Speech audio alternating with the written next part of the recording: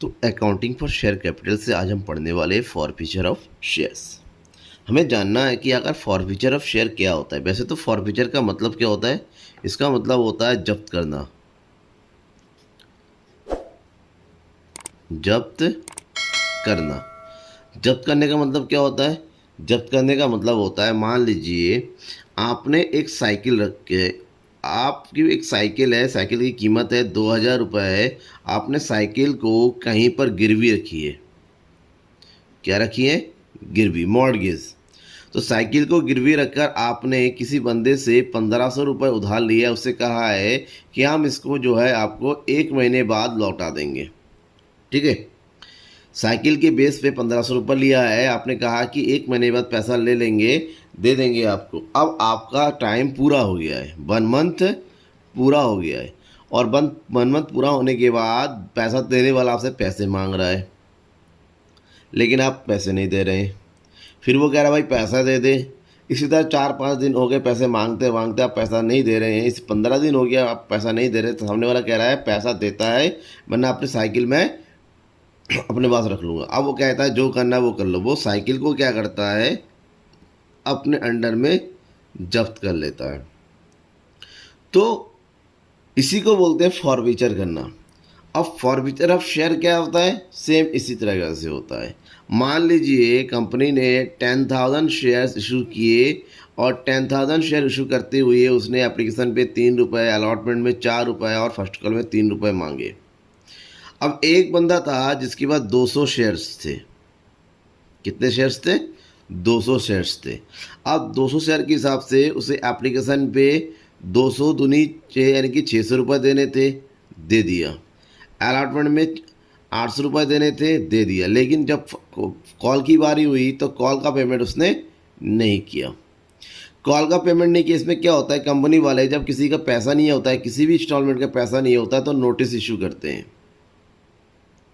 अब नोटिस के जवाब में इनका कोई रिप्लाई नहीं आ रहा, 1 हो गया, 2 हो गया, 3 हो गया, ठीक है ना, तो कोई नोटिस रिप्लाई नहीं आता। तब कंपनी वाले एटलीस्ट क्या करते हैं, क्योंकि कंपनी को पैसे चाहिए होते हैं, तो कंपनी वाले जब ये पैसा नहीं दे रखा होता, टाइम लिमिट पूरा हो चुका होता है, वो 200 शेयर को अब क्या करता है, कंपनी वाले फॉरफिट कर लेते हैं, जो कि जब्त कर लेते हैं। जब्त करने का मतलब ही हुआ उस बंदे ने कितना रुपये जमा कर दिया, एप्लीकेशन का अलॉटमेंट में लगे 1400 रुपये, 1400 रुपीज़।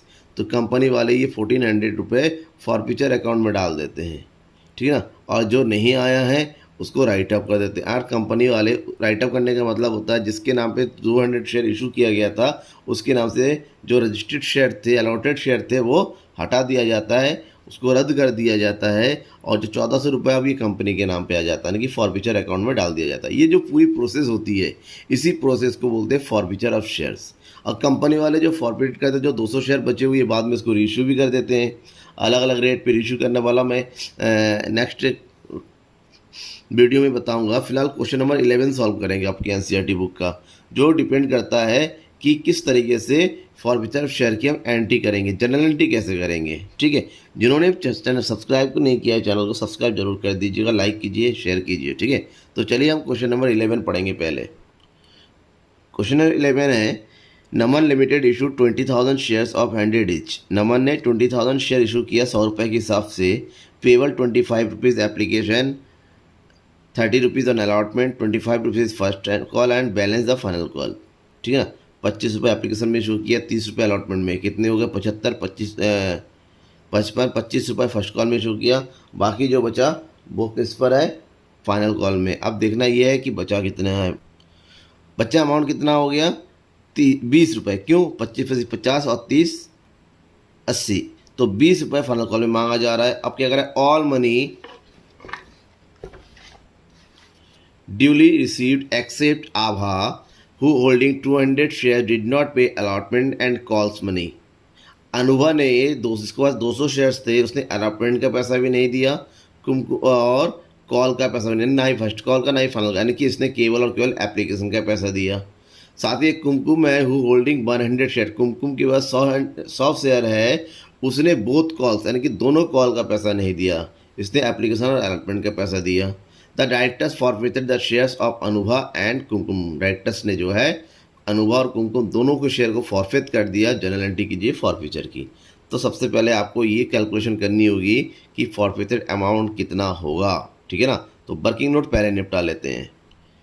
वर्किंग नोट में पहले हम क्या करते हैं भाई, देखेंगे एप्लीकेशन में कितना पैसा आया। एप्लीकेशन में मांगा गया है 25 रुपीज़, अलॉटमेंट में मांगा गया है 30 रुपीज़, फर्स्ट कॉल में मांगा गया है 25 रुपीज़, और जो बचा है फाइनल कॉल में तो कितना बचा, 20 रुपीज़। नंबर ऑफ शेयर्स कितने इशू किए गए, 20,000, ठीक है। इसका मतलब एप्लीकेशन में कितने रुपए आने चाहिए, 25 टू ज़ा 50, that means 5 lakh rupees. Allotment में कितना आना चाहिए, 23 ज़ा 60, यानी कि 6 लाख। यहाँ पर कितना पैसा आना चाहिए, 5 लाख, और यहाँ पर कितना पैसा आना चाहिए, 4 लाख, राइट। अब क्या कर रहा है, एक बंदा है, सबसे पहले कौन है, अनुभव। अनुभव ने अपना एप्लीकेशन का अमाउंट दे दिया। अनुभव ने अपना एप्लीकेशन अंदर जो पैसा आ गया, तो इसके अंदर पैसे आ गए, तो कितना अनुभव के पास कितने शेयर है, 200 शेयर है, ठीक है ना। 25 दूनी 50, 5,000 रुपये इसने दे दिया। अलॉटमेंट का पैसा उसने नहीं दिया, तो अलॉटमेंट का कितना बनता है, 6,000 रुपये, इसने नहीं दिया। फर्स्ट कॉल का भी उसने 5,000 नहीं दिया, फाइनल कॉल का भी इसने 4,000 नहीं दिया, ठीक है। और नेक्स्ट कौन है, कुमकुम। कुमकुम के पास कितना है, 100 रुपये। कुमकुम ने एप्लीकेशन और अलॉटमेंट का दिया है, फर्स्ट और फाइनल कॉल का नहीं दिया है, तो ऐसे में इतना 2,500 रुपये इसका आ गया, ठीक है। और 25 दिया 75, सॉरी 3 दूनी 3 और 1 3,000 यहाँ का आ गया।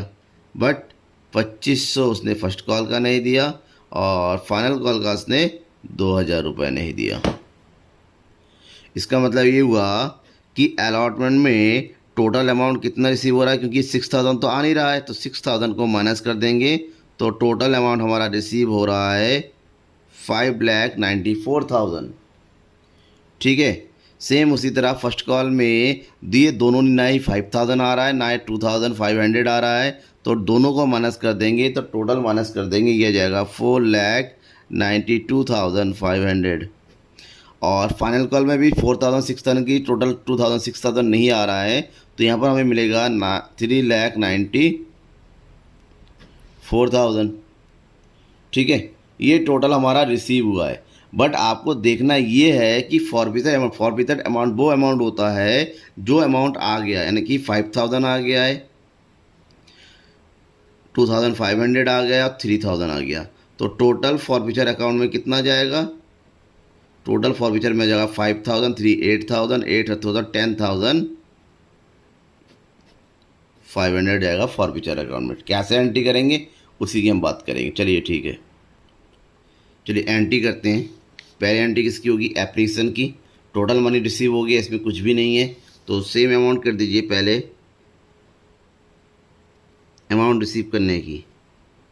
Bank account debit to share application account. Amount कितना आ जाएगा, टोटल अमाउंट है यहाँ पर 5 lakh.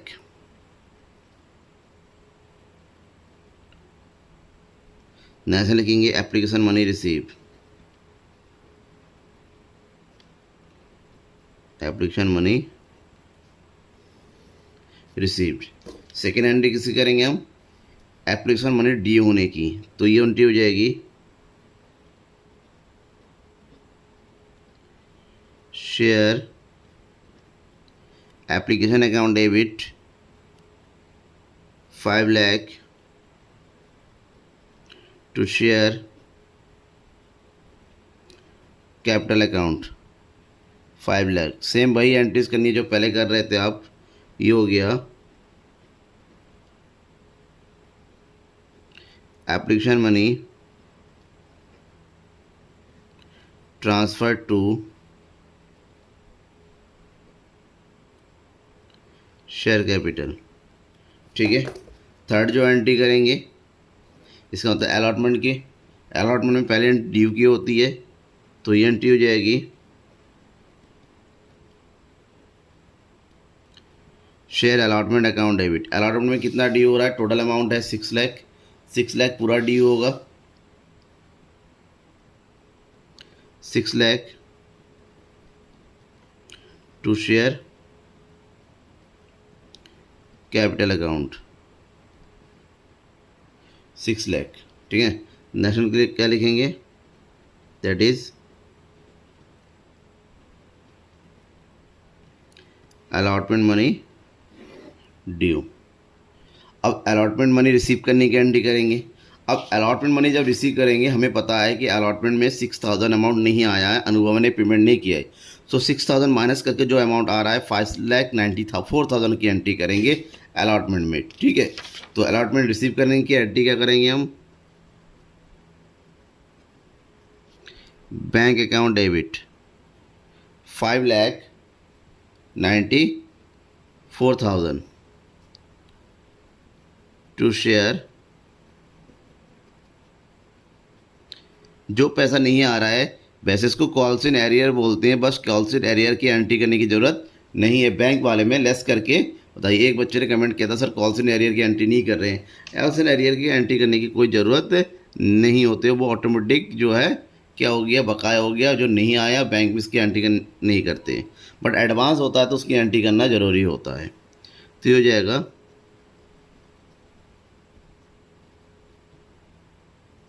allotment money received except of 200 share, 200 share छोड़ के बाकी सारे पैसे मिल गए। ठीक है, और अलॉटमेंट के बाद जो नेक्स्ट एंट्री होनी है थर्ड इंस्टॉलमेंट यानी कि फर्स्ट कॉल की, तो पहले एंट्री इसकी भी ड्यू होगी, share first call account debit. तो टोटल अमाउंट कितना है फर्स्ट कॉल का, टोटल अमाउंट उसका हो गया आपका 25 दूनी 50 यानी कि 5 lakh to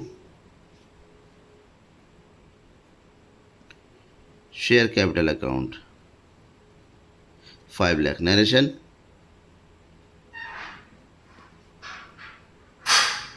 share first call money due. ठीक है, और अमाउंट रिसीव करने की एंट्री करेंगे। अब फर्स्ट कॉल में कितना अमाउंट मिल रहा है, फर्स्ट कॉल में दो लोग, अनुभा ने भी पैसे नहीं दिया और कुमकुम ने पैसे नहीं दिए, टोटल 7,500 रुपये नहीं आया, तो 5 लाख में से 7,500 माइनस कर दिया तो 4,92,500 रिसीव हो रहा है, तो हम 4,92,500 की एंट्री करेंगे बैंक में। तो ये एंट्री हो जाएगी bank account debit 4,92,500 to share first call account 4,92,500। ये हो जाएगा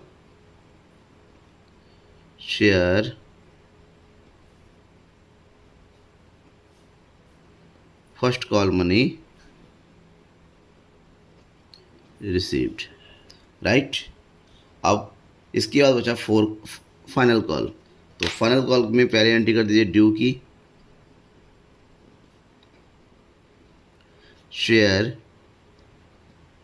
फाइनल कॉल अकाउंट। यहाँ पर ड्यू कितना हो रहा है, ड्यू हो रहा है 4 lakh to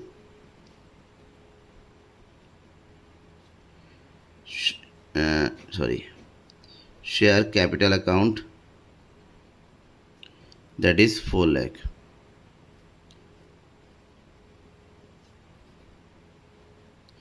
share final call money due. ठीक है, इतना पैसा आना चाहिए, बट एक्चुअली में कितना आ रहा है उसकी एंट्री देखिए। एक्चुअली में जो आ रहा है उसकी एंट्री करेंगे बैंक में, bank account debit to share final call account. Final call में कितना अमाउंट रिसीव हो रहा है, 4,000 अनुभा का, 2,000 कुमकुम का छोड़ के 6,000 माइनस कर देंगे तो बचेगा 3,94,000 की एंट्री करेंगे। तो यहाँ आ जाएगा 3,94,000, 3,94,000। ठीक है, ये हो जाएगा share final call money received,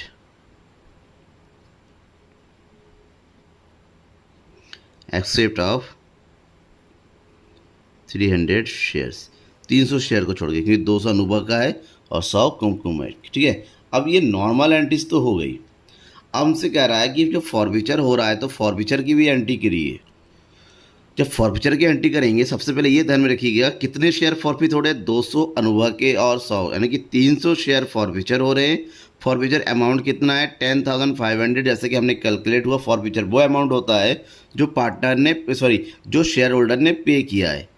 अनुभव ने 5,000 एप्लीकेशन का पे किया है और कुमकुम ने 2,500 एप्लीकेशन का और 3,000 अलॉटमेंट का पे किया। तीनों को ऐड कर दिया, 10,500 पे हो रहा है, बाकी पेमेंट नहीं हो रहा है, यानी कि बाकी अमाउंट को राइट अप कर देना है और इनको फॉरफीचर कर देना है। ठीक है, अब कैसे एंट्री करेंगे वो समझिए। एंट्री करने का तरीका है कि नॉर्मली जब शेयर इशू किया जाता है, अमाउंट होता है, ड्यू करते हैं, तो शेयर कैपिटल को क्या किया जाता है, क्रेडिट किया जाता है। क्योंकि राइट अप कर रहे हैं यहाँ पर, उसके नाम से अलॉटमेंट हटा रहे हैं, तो यहाँ पर शेयर कैपिटल को डेबिट कर देंगे। तो फॉरफीचर की एंट्री होगी इसकी, share capital account debit, number of share कितना है 300 मल्टीप्लाई बाय टोटल अमाउंट कितना आता है शेयर कैपिटल का, ये टोटल अमाउंट था हमारे पास 100, 100 रुपये के हिसाब से। इसका मतलब शेयर कैपिटल में टोटल 30,000 अमाउंट राइट ऑफ हो जाएगा। अब 30,000 में से to share allotment, share allotment में कितना पैसा नहीं आया, शेयर अलॉटमेंट में जो है केवल अनुवाने ने दिया 200 मल्टीप्लाई बाय 30, इसका मतलब यहाँ पर 6,000 नहीं आया। To share first call, first call में दोनों ने पैसे नहीं दिए, 300 मल्टीप्लाई बाय 25, दैट इज 25 दिया 75, 7,500। टू शेयर फाइनल कॉल के कितना पैसा नहीं आया, 300 मल्टीप्लाई बाय 20, इसका मतलब 6,000 यहाँ पर भी नहीं आया। ठीक है, जब ये नहीं आया और जो आ चुका उसको डालते हैं हम शेयर फॉरफीचर में। टू शेयर फॉरफीचर अकाउंट, ध्यान में रखिएगा ये एंट्री होती है। टू शेयर फॉरफीचर अकाउंट कितना पैसा आ गया है 10,500। अब आपको एक चेक करना है कि क्या इन चारों का टोटल 30,000 के इक्वल हो रहा है कि नहीं हो रहा है, ये रीचेक करना है। तो चारों का टोटल देखिए 5 5 10 और हो गया 6 3 13 13 और 19 1 10 और ये हो गया 2 1 3, बिल्कुल सही 30,000 हो रहा है। तो इसका जो नरेशन लिखेंगे वो हो जाएगा 300 शेयर्स आर फॉरफिटेड, 300 शेयर को फॉरफिट कर लिया गया। ठीक है, तो ये फॉरफीचर की पूरी एंट्री हो जाती है, आपको समझना है। ठीक है, मैंने डिटेल से आपको एक्सप्लेन कर दिया है, कोई डाउट तब भी रह गया है तो मुझे ज़रूर बताइए, क्योंकि इसकी नेक्स्ट मैं बताऊंगा forfeiture and re issue share, forfeiture क्या, री इशू कैसे होता है। ठीक है, तो लाइक करना मत भूलिएगा और सब्सक्राइब कर दीजिए जिन्होंने सब्सक्राइब नहीं किया है। Thank you everyone.